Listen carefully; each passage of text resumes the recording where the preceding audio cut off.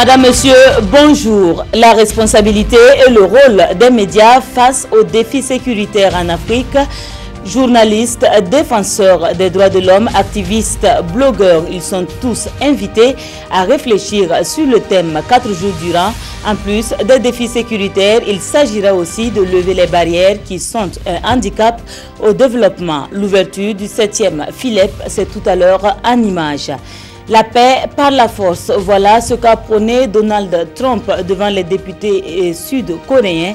Il a soufflé le chaud et le froid et c'est peu de le dire lorsqu'il affirme vouloir la paix avec Pyongyang tout en vantant la puissance des armements américains. Un discours pourtant bien accueilli par son auditoire. Quelques extraits dans ce journal. Bonjour une fois de plus et merci de suivre l'édition de la mi-journée. C'est avant de développer ces titres, ce communiqué de la Direction générale du protocole d'État à l'occasion de la cérémonie officielle de lancement du projet de transport et de développement des infrastructures urbaines et des travaux de bitumage de la route nationale numéro 29 Manga-Zabré, placé sous le très haut patronage de son Excellence Monsieur le Président du Faso. La Direction générale du protocole d'État convie les personnalités invitées le jeudi 9 novembre 2017 à partir de 8 h à Zabré, province du Boulgou, dans la région du Centre-Est. Leur limite d'arrivée est fixée à 9 h. Les médias, une fois de plus, interpellés sur leur rôle et leurs responsabilités dans un contexte marqué par les défis sécuritaires en Afrique. Cela à la faveur de la 7e édition du FILEP, Festival international de la liberté d'expression et de presse. Plusieurs thématiques figurent à l'agenda de cette édition placée sous la présidence du chef de l'État. Les 250 participants auront 4 jours pour les passer en revue. L'ouverture avec Kwala Inebié et Zoubaviel David Dabiré. Dans une Afrique en proie au terrorisme et minée par la radicalisation, quelle peut être la contribution des médias pour des sociétés plus stables? La réflexion est portée par le FILEP, le Festival international de la liberté d'expression et de presse, dont la 7e édition s'ouvre ce matin à Ouagadougou, sous l'égide du président du Faso, représenté ici par Chérif Sy. Pendant 4 jours, près de 250 participants venus d'Afrique et d'ailleurs vont analyser l'ampleur du phénomène terroriste et ses implications pour l'état des droits en Afrique et surtout réfléchir sur la contribution des médias dans la lutte contre les violences. Au Burkina, vous voyez tous les jours au Sahel, c'est des attaques, c'est des assassinats ciblés. Au Mali, c'est exactement la même chose. Boko Haram au Nigeria. Donc, de façon globale, le principal défi, l'un des enjeux majeurs en termes de gouvernance aujourd'hui en Afrique, c'est la question de la sécurité. Et si la question de la sécurité constitue un enjeu de gouvernance, les médias ne peuvent pas rester en dehors de la réflexion. Comme dirait quelqu'un, la sécurité est une question très sérieuse qu'il ne faut pas la laisser aux seules troupes armées ou aux seuls militaires. Et pour atteindre ces objectifs, 12 communications seront livrées par des universitaires, des journalistes, des défenseurs des droits de l'homme et des spécialistes en questions sécuritaires. Une initiative saluée par le président du Faso qui, à travers son haut représentant, souligne la pertinence du thème au regard du contexte sécuritaire dans la bande sahélo-saharienne. Les systèmes sécuritaires de nos jeunes États sont aujourd'hui mis à rude épreuve. Nos populations sont terrorisées et au bord du désarroi. Une telle situation ne doit pas laisser les médias indifférents. Il est urgent de trouver de nouvelles voies d'informer sans paniquer les populations, de collaborer avec les forces de défense et de sécurité sans aliéner l'indépendance des médias et de dénoncer les terroristes sans courir des risques pour notre sécurité et notre intégrité. En plus de cette thématique centrale, le FILEP 2017 sera jalonné par des concerts et des projections de films, dont un hommage à Justin Koulibaly, grand précurseur du festival. L'occasion faisant le larron, le président du comité d'organisation, Bourema Oudraogo, condamne avec la dernière énergie l'immixtion des politiques dans le traitement de l'information dans les médias publics. Et c'est sans doute pour permettre aux médias privés de bien jouer leur rôle et de faire face à leurs responsabilités que le Fonds d'appui à la presse privée est à la recherche d'instruments qui permettraient de leur venir en aide, plus spécifiquement, des moyens permettant de leur allouer des crédits. Pour ce faire, un atelier de réflexion de 5 jours se tient depuis lundi à Bobo-Dioulasso. L'ouverture des travaux avec Bilidou Bazongo et Moussa Sano. Le FAPP, le Fonds d'appui à la presse privée, va pouvoir bientôt allouer des crédits. Des techniciens du fonds et des responsables d'organes de presse réfléchissent ici sur les conditions et les modalités d'octroi. En fait, c'est des orientations qui permettent aux acteurs de savoir comment accéder au crédit, les conditions, les possibilités, le remboursement. Tous ces éléments-là doivent être réunis pour pouvoir orienter, mais en tenant compte aussi de la réalité des médias privés au Burkina Faso.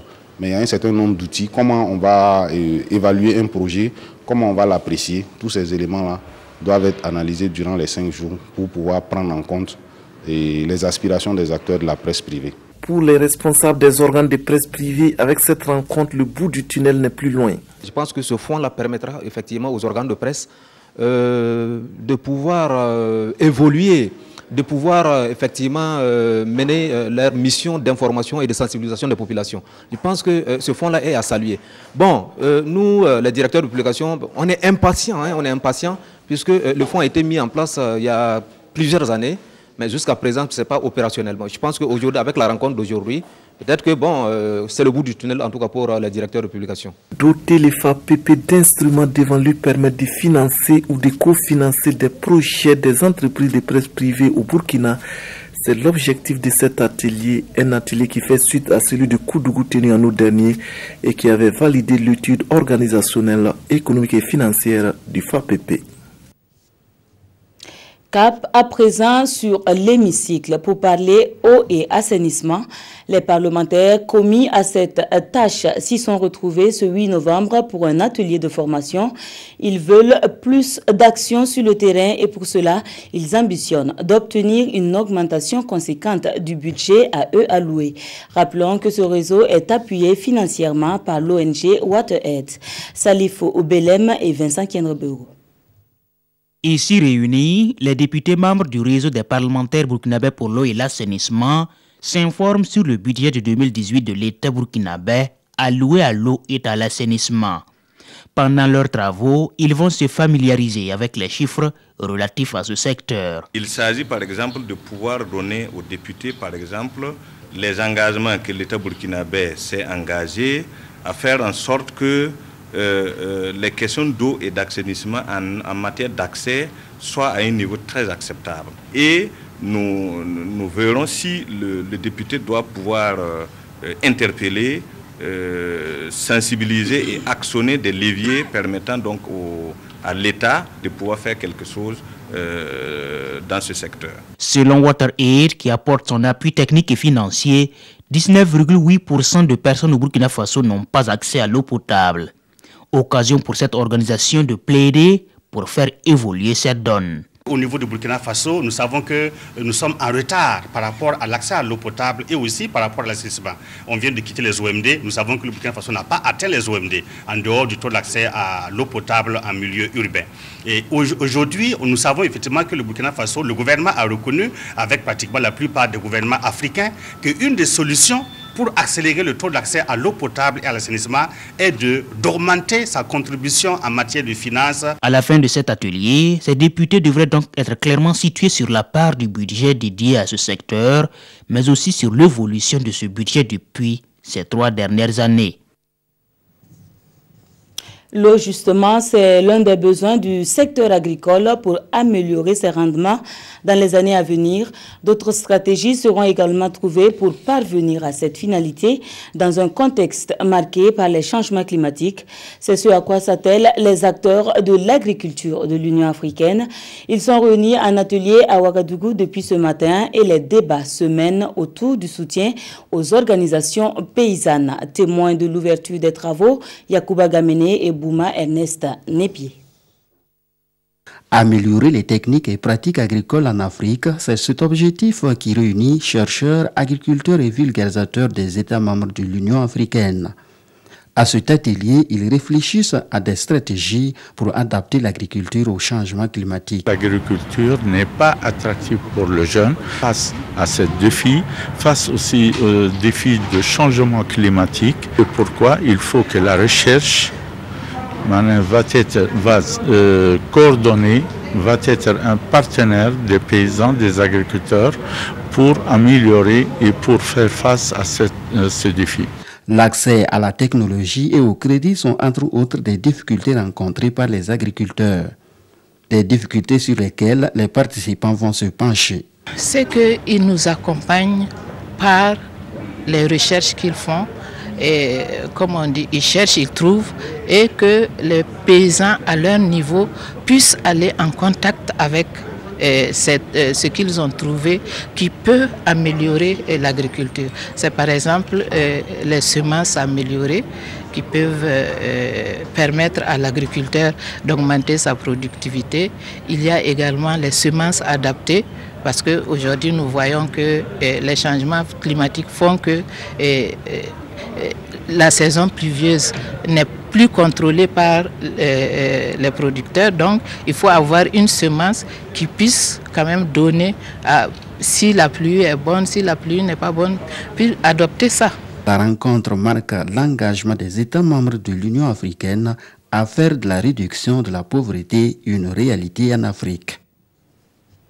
Les efforts ne seront pas seulement développés au niveau sous-régional pour booster l'agriculture. Au plan national également, le ministère de tutelle s'active à travers un nouveau programme national du secteur rural, un plan qui se veut cohérent avec les axes majeurs du PNDS. Une rencontre de validation du document est actuellement en cours. Nous restons avec Yacouba Gamene et Bouma Ernest Nebi. Ce document contient le programme national du secteur rural PNSR. Élaboré en 2012, il a été retouché pour être en cohérence avec les grands axes du PNDS. Avant sa mise en œuvre, ce nouveau référentiel de développement du secteur rural fait ici l'objet de validation par l'ensemble des acteurs intervenants dans le domaine. Et c'est de faire en sorte que ce qui a été prévu dans le PNDS, qui est le référentiel national de développement de ce pays, puisse être pris en compte pour ce qui concerne le secteur rural dans ce document. Donc c'est un document très important de planification, mais pour la mise en œuvre qui va contribuer fortement au développement économique et social de notre pays. C'est un PNSR qui prend en compte toutes les préoccupations du monde rural, selon le secrétaire permanent de la coordination des politiques sectorielles agricoles. Premièrement, en fait, l'axe sur la sécurité alimentaire, un axe sur l'accès au marché, un axe sur la gouvernance du secteur rural. Donc c'est l'ensemble de ces axes-là qui reprennent en fait l'ensemble des activités du secteur rural, c'est-à-dire les activités du secteur des ressources animales, les activités de l'environnement, les activités de l'eau, les activités de la recherche scientifique. Donc voilà en gros, en fait, résumé la composition du PNSR. Cet atelier de validation est un processus final d'élaboration du PNSR. À l'issue des travaux, les participants doivent obtenir un document final qui fait l'unanimité, toute chose qui favorisera la mise en œuvre de ce nouveau référentiel de développement du secteur rural sur le terrain. Autre sujet développé dans l'actualité, le prochain match qualificatif des étalons à Russie 2018. Le 11 national devra cravacher dur contre les requins bleus du Cap-Vert. Et c'est bien conscient de cet enjeu qu'ils sont en regroupement à Ouagadougou. Revue des effectifs et préparation de l'équipe avec Césaire Carrefour et Khalifa Ouattara. Le rendez-vous, c'est dans une semaine. Les étalons du Burkina seront face aux requins bleus de Cap-Vert. L'ultime match des qualifications pour Russie 2018 que Paulo Duarte veut aborder avec toutes les chances de son côté. Mais pour ce premier entraînement, tous n'étaient pas au rendez-vous. 4 joueurs à l'intérieur, ils ont la mauvaise chance de son oncle a décédé, donc ils sont à Bobo. En principe, ils verront demain. Bouba Saré aussi un peu blessé, donc dans sa place, on a appelé Lengani, qui est à Guinée. Steve aussi qui est arrivé aujourd'hui, Koulibaly est arrivé aujourd'hui avec la Tunisie. Donc demain, en principe, tout le monde sera là. On va allonger la semaine plus 4 jours, donc normal. Normalement, on joue samedi. C'est pas rien de grave, on va gérer bien et on va bien travailler sur cette dernière match. Le Burkina n'a plus son destin en main, mais la motivation demeure et il faut faire plaisir au public. La récupération hier, et en tout cas, il me sent très bien et il y a l'enthousiasme et le groupe très sympa qui nous ont bien accueillis depuis notre entrée. Et on dit alhamdoulilah, on dit gloire à Dieu et le reste à venir, c'est de travailler et puis bon, faire plaisir au peuple, Inch'Allah. Et nous, on est optimistes. Et on sait qu'il aura gain de cause, Inch'Allah. On a fait quelques erreurs en Afrique du Sud. Et maintenant, on a à cœur de faire un bon match ici et de gagner parce que depuis le début de la compétition, on n'a fait que 2 matchs nuls. Et gagner contre le Cap-Vert, ça sera bien pour le moral et espérer se qualifier. L'ambition, c'est de terminer en beauté. C'est le souhait de tous les Burkinabés et des étalons aussi. Et la rencontre est prévue pour se jouer le 14 novembre prochain. Hors de chez nous, le président américain était à Séoul. Face aux parlementaires, il a souhaité ne jamais avoir à recourir à la force contre le voisin nord-coréen, tout en vantant la puissance de son armée. Un discours qualifié par les observateurs de chaud et de froid et pourtant apprécié par les députés. Donald Trump se prépare pour une prochaine étape de son voyage, cette fois-ci en Chine. Devant les députés sud-coréens, Donald Trump a soufflé le chaud et le froid. Il a dit espérer ne jamais avoir à prendre les armes contre le voisin du Nord, Pyongyang, l'invitant à venir négocier pour le bien du peuple nord-coréen et du monde entier. Mais il a surtout tenu un discours guerrier vantant l'armement américain, le meilleur au monde. Je veux la paix grâce à la force.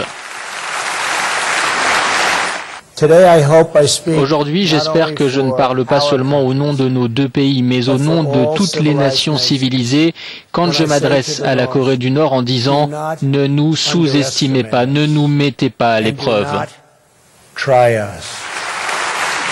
Le monde ne peut tolérer le danger que représente un régime voyou qui menace de dévastation nucléaire.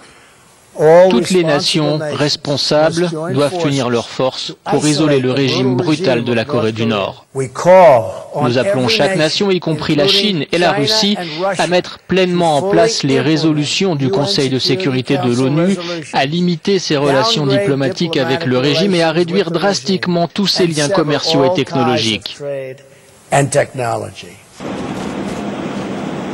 Plus tôt, Trump avait tenté de retrouver le président sud-coréen Moon Jae-in dans la zone démilitarisée qui sépare les 2 Corées. Sans succès, son hélicoptère a dû faire demi-tour en raison du mauvais temps. Prochaine étape pour Trump maintenant, la Chine.